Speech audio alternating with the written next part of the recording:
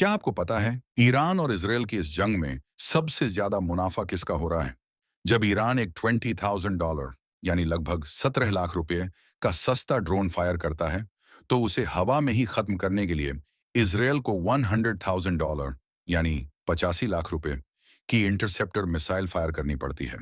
सोचिए, एक रात में अगर ऐसे 300 ड्रोन्स आई तो इसराइल का बिल बनता है $30 मिलियन। लेकिन ये पैसा जाता कहाँ है?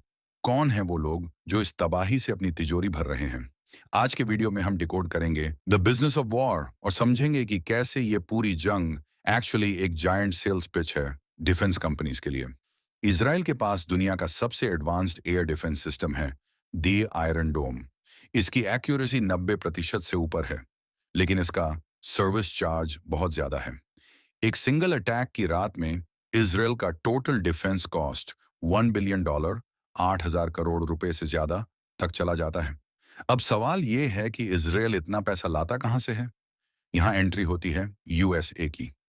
यूएस हर साल इसराइल को $3.8 बिलियन की मिलिट्री एड देता है, लेकिन ट्विस्ट ये है कि ये कैश नहीं होता। ये होते हैं वाउचर्स। इसराइल को ये पैसा वापस यूएस की ही डिफेंस कंपनीज को देना पड़ता है मिसाइल्स और जेट्स खरीदने के लिए। सिंपल बिजनेस है, टैक्स पेयर्स का पैसा, government, defence companies. Meet the real winners, Lockheed Martin और RTX फॉर्मली रेथियन। जब भी मिडिल ईस्ट में टेंशन बढ़ती है, इन कंपनीज के स्टॉक प्राइसेस रॉकेट की तरह ऊपर जाते हैं। इनके लिए वॉर एक इन्वेंट्री क्लियर करने का मौका है। पुरानी मिसाइल्स यूज होंगी, तभी तो नए ऑर्डर्स मिलेंगे। आज की डेट में इन डिफेंस जायंट्स के पास $500 बिलियन से ज्यादा के बैकलॉग ऑर्डर्स हैं। मतलब अगले 5 से 10 साल तक इनका धंधा सेट है, चाहे शांति हो या ना हो। लेकिन हर बिजनेस की तरह यहां भी इनोवेशन हो रहा है। इसराइल को समझ आ गया है कि $100,000 की मिसाइल से $20,000 का ड्रोन गिराना बैड बिजनेस है। इसीलिए वो ला रहे हैं आयरन बीम। ये एक लेजर बेस्ड सिस्टम है। इसका सबसे बड़ा सेलिंग पॉइंट, एक शॉट की कीमत सिर्फ $2 यानी सिर्फ ₹170। सोचिए, 85 लाख रुपए बनाम ₹170। ये टेक्नोलॉजी डिफेंस मार्केट को पूरी तरह डिसरप्ट करने वाली है, और इंडिया भी इस पर कड़ी नजर रख रहा है। इंडिया के लिए ये सिर्फ न्यूज नहीं है। हम भी इसराइल के साथ मिलकर कई डिफेंस प्रोजेक्ट्स पर काम कर रहे हैं।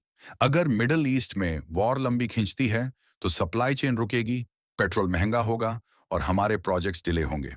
तो दोस्तों, असलियत यह है कि जियोपॉलिटिक्स में कोई परमानेंट दोस्त या दुश्मन नहीं होता, सिर्फ परमानेंट प्रॉफिट्स होते हैं। आपको क्या लगता है?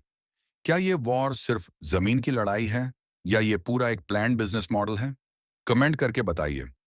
और अगर ऐसे ही डीप डाइव बिजनेस एक्सप्लेनर्स पसंद हैं, तो चैनल को सब्सक्राइब जरूर करें।